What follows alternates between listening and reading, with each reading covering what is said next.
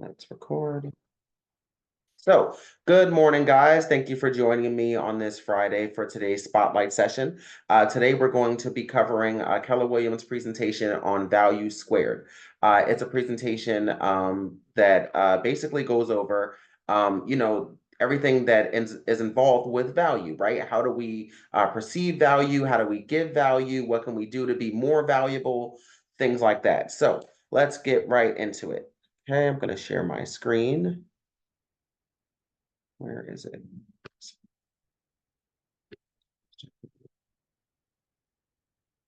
Let's share. Okay, can everyone see my screen? Yes, sir. Thank you. Move this out of the way. There we go. Okay, so this is a value squared presentation that we're going to go over today. So we're going to go over it slide by slide, and we're going to get a lot of value out of this valuable presentation that's here. So let's get right into it. So as you all know, you must comply with the TCPA. Do not call any numbers on the do not call list, or text those numbers, or use artificial voice or pre-recorded messages without proper consent. You can contact your attorney to ensure your compliance, and visit the KW Connect page if you needed more information, which I can send you guys if you ever needed to know more about the TCPA. Negotiation commissions disclaimer: commissions are not set by law or practice and are fully negotiable. There's no commission standard, and pricing will vary by agent and market conditions. KWRI does not determine commissions and plays no role in establishing commissions. Okay, we don't have to read the rest. That's just a quick disclaimer. So, value is at the heart of all businesses because all businesses are an exchange of value. You determine the value that you provide, and your clients determine how valuable it is to them. Hang on, we got two people coming in. There we go. So your value, you determine the value that you provide, and your clients determine how valuable it is to them. The goal of this material is to help you understand how important value is and how you can build your business around it. Okay.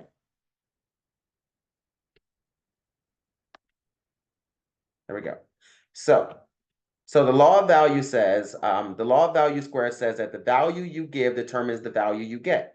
The challenge for all businesses is they must explain and demonstrate the value they will give so well that people agree to their price before they experience it. There are three ways that real estate agents present and deliver their value. Number one is to establish trust. Number two is to provide fiduciary representation. And number three is to deliver core services with a positive and memorable client experience that also will surprise and delight. Okay. So this is how it will work. So first off, we're going to establish and build trust. We're going to demonstrate our knowledge, skill, and experience. Okay. Then we're going to provide core services, right? What we do, deliver a client experience, how we do it, surprise and delight, extras that we provide, and then providing our fiduciary response representation is represent the client's best interest at all times, which we all already know. So sandwiched between establishing and building trust and our fiduciary representation are our core services, our client experience, and our surprise and delight. Okay. So let's start with number one, establishing trust. So trust is built on a circle basis, right? There's a circle of trust. So we always start with empathy, which is understanding and caring and authenticity, right? We want to be understanding to their needs. We want to be caring to their emotions and their feelings. And we also want to be authentic because people can tell when you're not being genuine or being authentic with them. So you always want to just be yourself, okay? Competency, right? Our knowledge, our skills, our experience. Okay, so your knowledge of the real estate market, your knowledge of transactions, your knowledge of just knowing things about real estate, right? Your skills, that could be your people skills, your communication skills, your organizational skills, right? Your negotiating skills, right? And your experience. So for new agents who can say that they don't really have much experience, your experience would come in the form of of trainings, right? So you get experience from doing a lot more trainings, working with experienced agents and gaining your experience that way. Then you get to, talk about how you have done, a bunch of transactions, stuff like that. But most agents don't really cover and go into their past experiences unless they're really being asked to. And most people generally don't ask about, our experiences as real estate agents that I've run into personally, that I can say. The other thing is transparency, right? Being honest, being clear on, what you're saying to them, having clarity, openness, okay, and your communication has to all be transparent, okay? You should let them know everything that's going on with everything, okay? Never hold back, never hold anything to yourself, always let them know what's happening. Dependability, promises kept and expectations met, and maintain confidentiality, right? So you keep your promises, you're always on time, you're always on top of everything. You never just sell them a dream, right? You always are the person that they can trust and depend on when with their real estate needs, because they have to know you, like you, and trust you. Okay. So being dependable is definitely one of those big things. So from this, we can see that empathy, competency, transparency, and dependability are the four most important things to build that circle of trust. Okay, everyone following me so far? Cool. We're here. Cool. So, how trust is lost. Okay, trust is lost when you fail to show empathy and your client will question your sincerity. Okay, you fail to deliver on competency and your client will question your expertise. If you fail to provide transparency, your client will question your ethics. If you fail to ensure dependability, your client will question your integrity. Okay, so the things we don't want to happen are the other side of this, right? We don't want to fail to show empathy. We don't want our clients to question anything about what we're doing. Okay.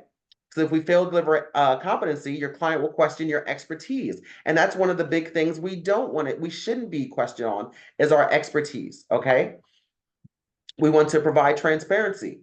And your client will question your ethics, okay? Because we have to be transparent with our clients and let them know everything that's going on. If you fail to ensure dependability, your client will question your integrity. And integrity is one of the biggest things. Like for me, for example, my integrity is very important to me to keep intact. Okay, I don't like my integrity to be questioned at all by any time. So I don't do things in order for my integrity to be, to be up for debate. Okay. When you fail to set expectations, you're setting yourself up to lose trust.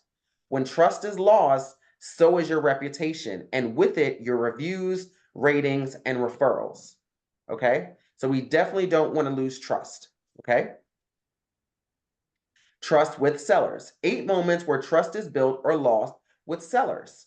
When you're making first contact, when you're presenting value, reaching agreement, and setting expectations, when you're educating around key milestones in the process, when you're executing your marketing plan, when you're providing ongoing communication and feedback, when you're negotiating contracts, when you're in the due diligence period, and when you're closing the transaction. These are 8 moments where trust is either built or lost. Okay. So it can be lost when you first contact with them. Okay. You can, maybe not be empathetic enough. You may not be transparent enough. They may not see that you're dependable. Okay. All those things come into play when you're presenting value, reaching agreement, and setting expectations. They may question your integrity or your work ethic and things like that. So we just never want to be questioned on any things that we're doing. If you're doing them the right ways, then you won't be questioned about them. But this is going to help you keep intact on what you should be doing, what you should be focusing on, and how you can add that value to your clients. Okay. So 8 moments where trust is built or lost with buyers. Again, when you're making first contact. Again, when you're presenting value, reaching agreement, and setting expectations. When you're qualifying them. When you're searching for properties. When you're showing properties. When you're negotiating contracts. When you're in the due diligence period. And when you're closing a transaction. So what we can see here is that it's very similar to lose trust in the same areas that there are as a seller. Right? Same type of dynamic, same type of situation where you can lose or build their trust by doing these certain things the right way. Okay. So when you're qualifying them is a big one, because you can lose their trust by, not being knowledgeable on how they would go about getting a pre-approval, or if they were first-time home buyers, if they were looking for certain FHA, New Jersey, hang on, we got somebody coming in. New Jersey HFMA, sorry, grants and opportunities and things like that they may be looking for that you may not be knowledgeable on. So there's things like that you want to make sure that you're educated on. This way you can, give true value to your clients as you go through them. Okay. So fiduciary representation. I keep saying responsibility because it is your fiduciary responsibility to represent your clients in their best interests. Functionary versus fiduciary. Okay. The most important client decision you'll ever make, okay, is a functionary is someone who simply does tasks for their client. Okay. A fiduciary is one who not only does the task of the job, but is also in a high trust relationship with their client. They feel totally responsible for the outcome.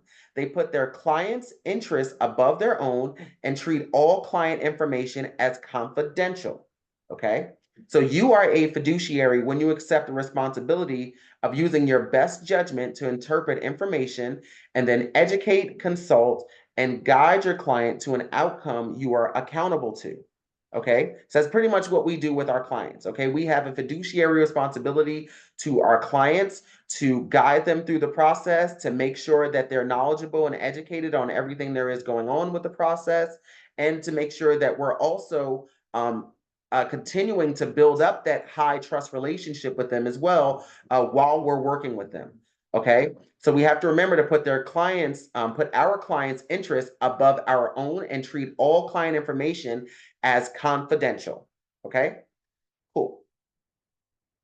So the difference between a functionary and a fiduciary. Okay, a functionary has a shallow relationship versus a fiduciary has a deep relationship. Okay, a functionary assumes the least responsibility. A fiduciary accepts the most responsibility. A functionary reports data and information. A fiduciary interprets and advises on data and information.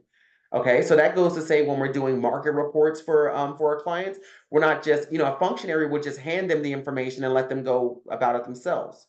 A fiduciary is going to sit down with them, go through the information, make sure they understand it, and give them the best advice going forward on how they can use this data to, for their best interests, right? A functionary reacts to requests. A fiduciary anticipates needs.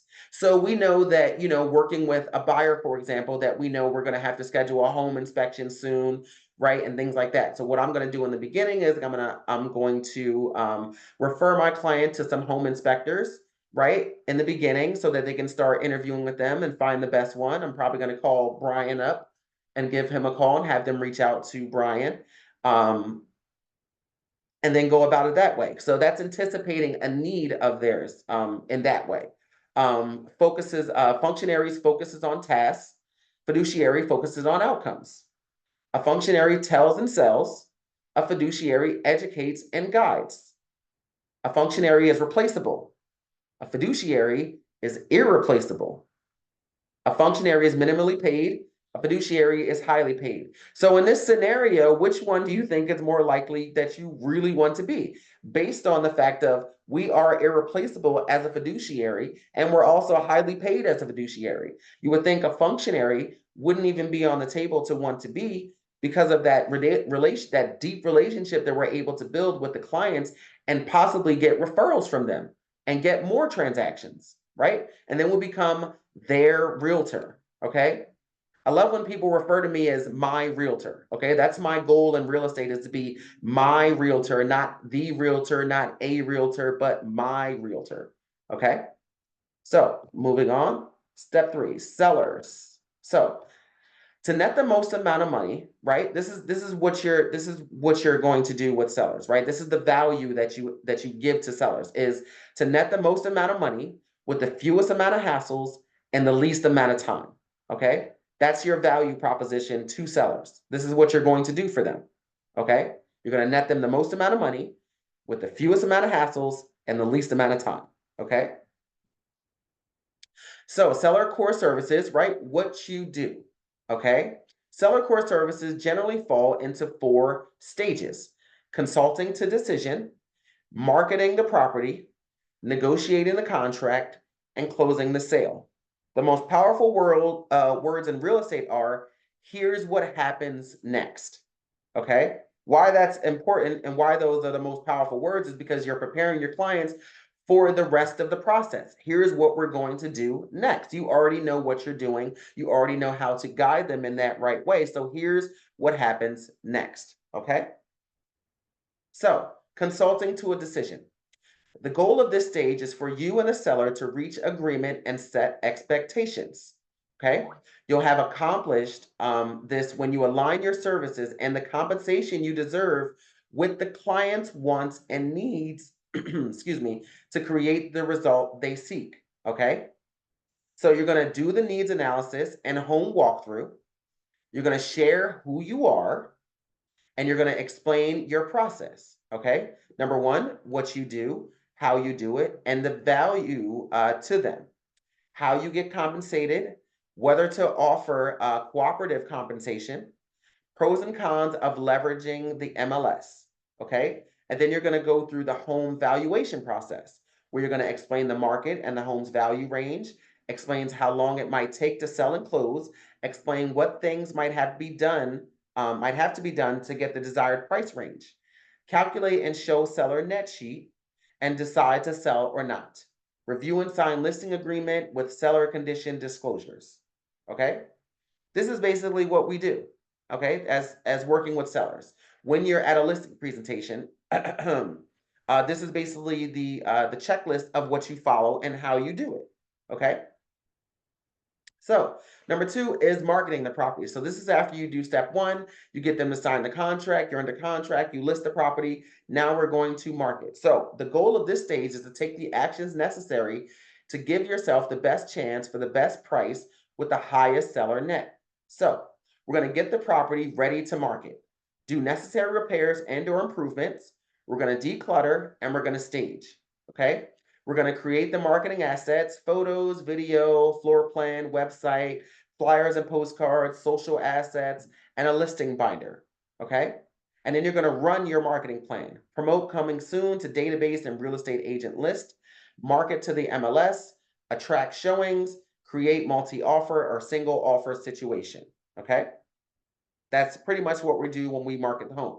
So, by the way, I'm going to send you all of you this presentation once we're done with it. It's probably going to be a 2-part presentation that we're going to go through because it is a little long. So I won't go through the whole thing today. Lawrence, what goes in the listing binder? So in the listing binder, that's going to be filled with, like the listing itself, like the MLS, a copy of the MLS. You can also put in like a God, my brain this morning. A market report, a neighborhood market report, so they can know what the other homes are selling for in the neighborhood as well, and make sure that your prices are where they should be. You can also put some of your marketing material in there as well. Okay. And this is basically things that you're going to give out to people. So the listing binder is basically what what we hand out to, if you're doing an open house or you're doing door knocking in the neighborhood and things like that, you would use your listing binder and give them all the information there is about the home. So in the information, it will have all the pictures, everything they would need to know about it. Okay. Okay. Thanks. No problem.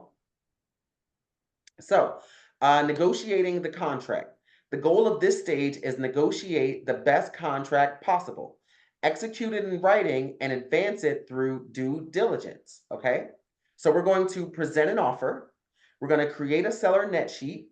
We're going to review qualifications of the buyer, and we're going to identify pros and cons of the offers, okay? Then we're going to negotiate the contract. Once the offer is accepted, then we're going to negotiate the contract, right? So the price, the terms, the personal property, conditions or repairs, buyer agent compensation if applicable. And then we're going to navigate through the due diligence, which is the open escrow and title, review inspection and possible repair requests. And we're going to meet milestones on the contingency calendar, which basically states that, whatever contingencies that we have in place for a certain amount of times, like as far as appraisals and home inspection and fire inspection, CO, all that stuff, make sure all that stuff's all taken care of, basically. Okay, everyone follow? Was there a Yeah. question in the chat? No. No question in the chat. Okay. Okay. So going forward. So closing the sale. The goal of this stage is to finalize and fund the sale. Coordinate with your title attorney and your title/attorney and all parties to the contract on the closing date. Review closing package, including seller's closing statement with the seller. Prep the seller to move. Pack, move, clean, and shut off utilities. Confirm all closing conditions, including conveyances and repairs. And close. Verify your funding and conduct the key exchange. And that's it. Okay? So that's pretty much what the whole process is going to do. Now, with the value, right? With your this is basically how you're going to explain everything that you do to your client. This is why they put it all this way, so that you can use this as your checklist when you're speaking to your sellers. You can let them know exactly what you're going to be doing every step of the way. Okay, because that makes sense, right? Thanks. To make sure that they know everything. So this is the what's going to happen next situation. Okay. Are you good? Okay. Okay. So seller customer experience, right? How you do it. So everything we just did, right? This is how we do this, right? The seller client experience is the impression formed through every interaction from getting the listing agreement to the closing sale. The client experience is made up of 3 ingredients around their selling journey: what happened on it, what they think about it, and how they feel about it. As you design the seller client experience during the moments, here is a reminder of the 3 ways they experience you: how you appear, how you act, how you communicate and interact. Okay? So, they didn't go too much into that. So I will. So how you appear to them is very important, right? Your personal appearance is very important. Your attitude, right? Your professionalism, your confidence level is all within your appearance, right? And how you act, right? How are you acting around your clients? Are you acting nervous? Are you being fidgety? Are you being confident in yourself? Are you holding yourself? Are you being more relaxed and chill? How are you acting around your clients? And then how well are you communicating and interacting with your clients is another big thing, right? How often are you speaking to your clients? How often are you following up with your clients? Are you giving your clients the best tools, to keep them knowledgeable about the situation, right? That's all very, very important. Are you communicating in the best possible ways to your clients? Okay, because this is all a part of your seller customer experience. Okay, and even your buyer customer experience. Okay, so these are things that you definitely want to take into account and remember that they are extremely important. Okay, so the seller surprise and delight, the extra things that you can do. Okay, the agents that deliver the best experience build surprise and delight into those experiences. If you get the job done without being remarkable, there is nothing to remark about. That is a very huge statement. Okay, because it basically states that if you're not doing something for them to remember you by, then there's nothing to remember you for. Therefore, when they have other transactions or they speak to people about their realtor experience, there's nothing remarkable that you did that they can say that, hey, my realtor went and did this, my realtor went and did that, right? So Surprise and Delight delivers the 3 R's: reviews, ratings, and referrals. Okay, which is exactly what I just said, right? If you're not doing anything remarkable, there is nothing to remark about. That is the statement of the day. I'm actually going to write that down somewhere. Okay. So the seller menu of service. So once you determine your core services, your customer experience, and how you intend to surprise and delight, you must decide how you want to be compensated. Okay. There are 2 ways to prevent your value and charge for it: bundling and unbundling. So when I went through this training before, this was something that was very new to me as well, because I didn't know something like this could actually be done within our services of real estate. So because there are many things that we do, there are many services that we provide, we're able to bundle our services, or we can use our services as an a la carte charge or for a percentage or however we feel like doing it. Okay. So bundling is where you take all the value you provide and the outcomes you achieve and charge one amount or percentage for it. Unbundling is where you separate the services you provide or the services you provide or outcomes, and you deliver and charge an amount or percentage for each one. So the challenge of breaking the seller's side representation into unbundled services is that fiduciary representation is critical from beginning to end. It must be present within each bundle, okay? Which means that you can't charge for being a fiduciary, okay? We hold a fiduciary responsibility to our clients, okay? So you can't charge them extra, as far as being a functionary or a fiduciary. We are fiduciaries at all times, okay? So, bundling pricing, I should say. Bundling for single price value is simply taking your core services, client experience, and surprise and delights and charging one price or percentage for it. So basically, example, I charge 6% to sell your house. That's what I charge. I charge 6% to sell your house. That's my charge. What's your charge? Okay. And that's going to be based on everything that you're going to do. All of the services that you provide to your client will give you what you actually charge for your services. Okay. And this is how it's broken down. So this is unbundling. Unbundling is basically an a la carte pricing based on the outcomes and services that you provide. I charge 4% if you bring the buyer. I charge 2%. I charge 6% if I bring the buyer. I charge 3% if someone else brings the buyer. I charge, if you buy an additional property through me, I'll charge 5% if you buy an additional property through me, right? I charge 6% for this bundle of services. I charge 3% for the first bundle of services plus these additional. Okay, I charge 4% for the first and second bundle of services plus these additional. So basically, you're going to go through this and you're going to basically come up with what you charge based on what you do. Okay, so based off of, let's go back real fast, based off of doing all these things, right? Consulting to decision, marketing the property, negotiating the contract, and closing the sale. What do you feel, right, would fall into these lines would be your pricing for doing all of those things, right?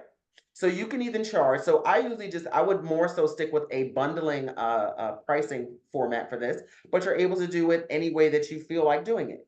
So my bundle would be all of this, everything that we do, right? I charge 6% to do all this stuff, to consult the decision, to market the property, negotiate the contract, closing the sale, and then plus I do other things besides just that. Okay, I also look up your tax records and make sure there's no liens on the home before we do that. I also do some circle prospecting around your neighborhood to see if anyone have any friends or family that's looking to buy a house in this area, so we can get your home sold quickly. I also do multiple open houses for your home. I also do Facebook marketing and internet marketing for your home, right? So there's a bunch of stuff that you can say that you do as far as your services go, okay? Cooperative compensation. So this is a new topic that we're all dealing with right now. So the premise of cooperative compensation is an agreement between a listing broker and seller to incentivize cooperating brokers to write offers and to reward an accepted offer on the property. So this is corresponding to what we're dealing with now as far as the buyer's agency thing and things like that. So this is how we would be able to present this to our sellers, right? So if offered, cooperative compensation will be paid by either the listing broker or the seller, depending on the MLS. In New Jersey, it would more than likely be paid by the seller. Cooperative compensation is not required by law or practice or by KWRI.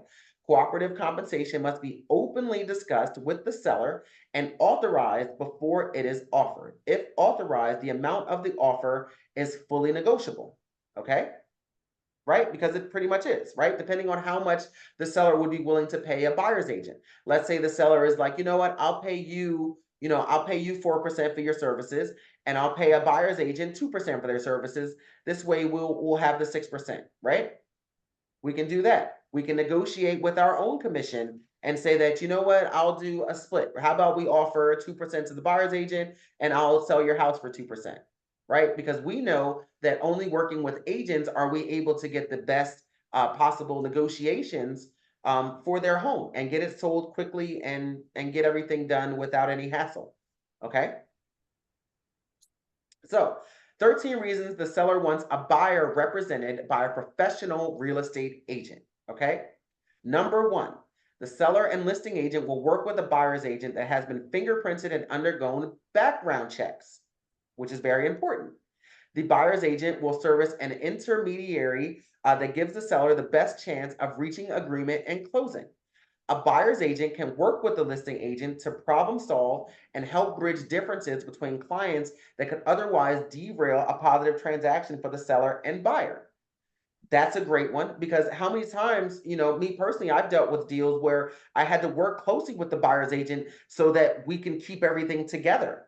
We have to keep the deal together in order for our clients to be satisfied. So I'll speak with the buyer's agent. I'll say, hey, my client isn't really happy with the price or something like that, yada, yada, yada. And the buyer's agent can go, okay, well, I can speak to my client and, see if there's anything I can do on that side. And then we can negotiate, between ourselves and basically keep our deals together.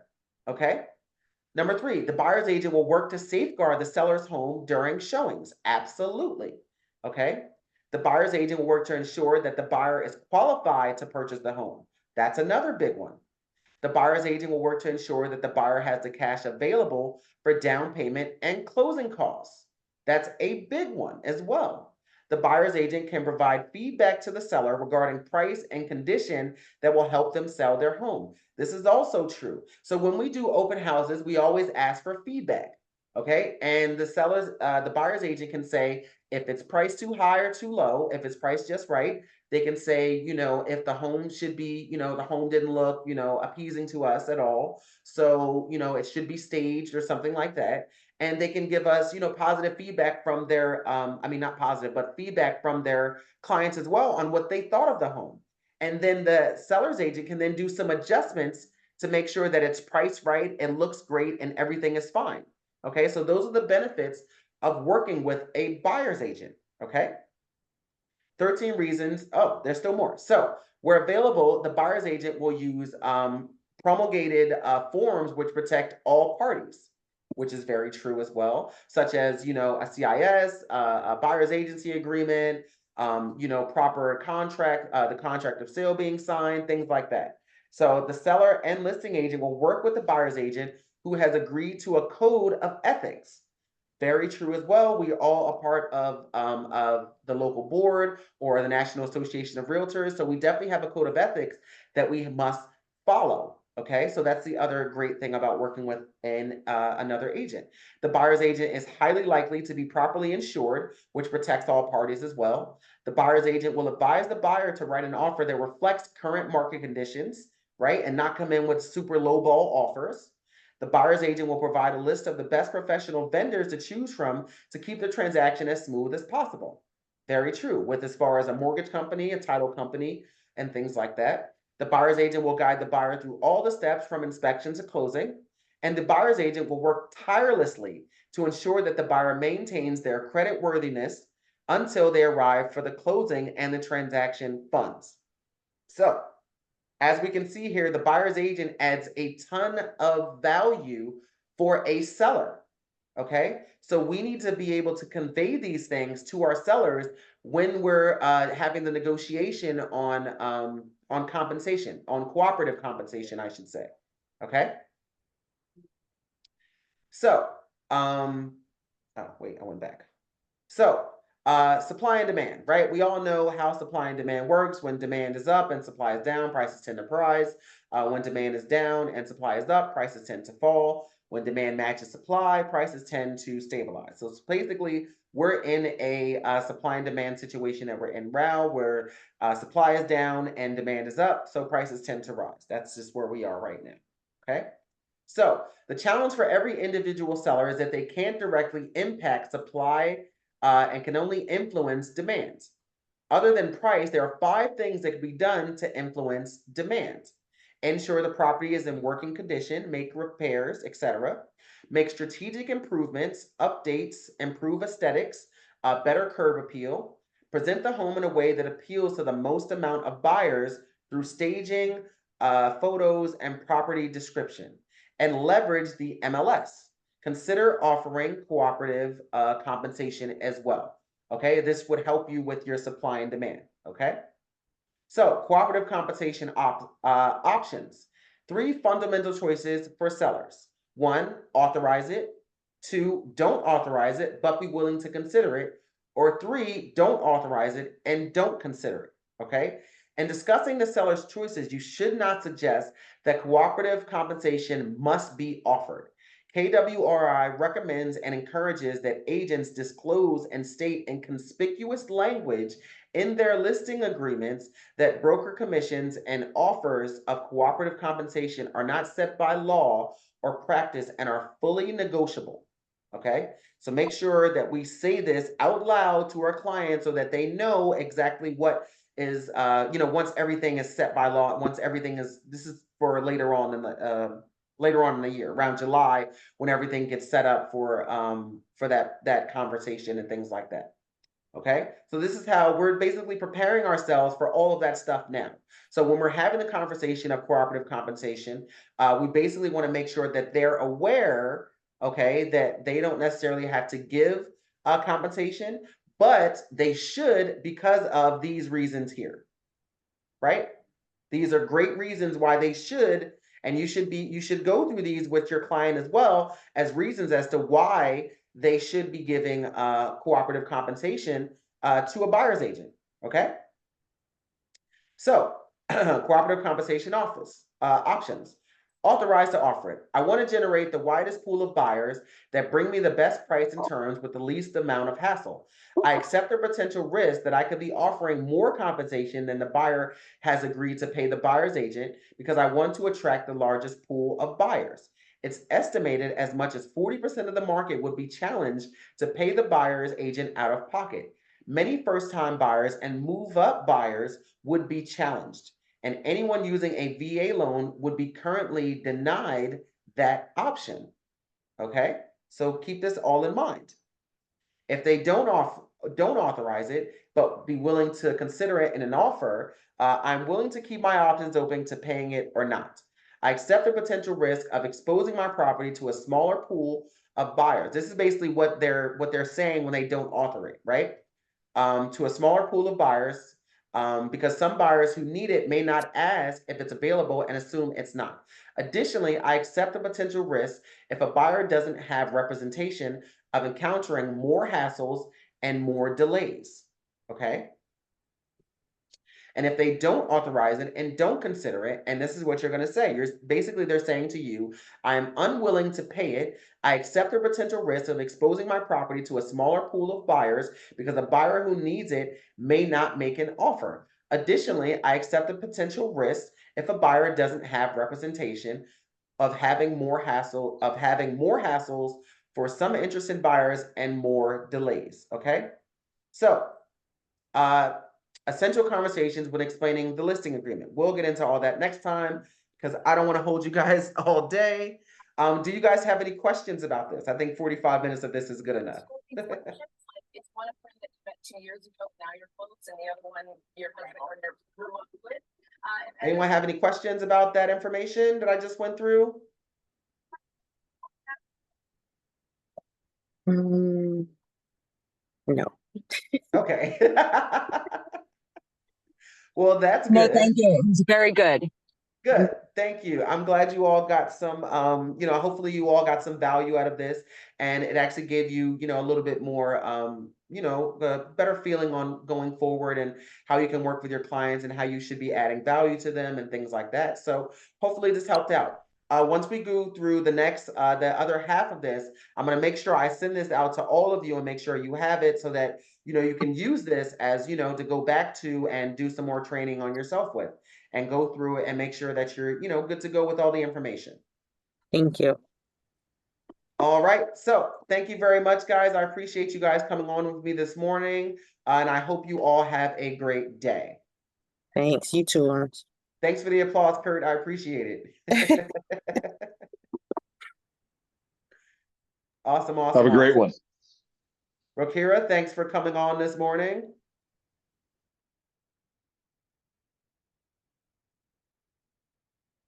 All right. Let's stop.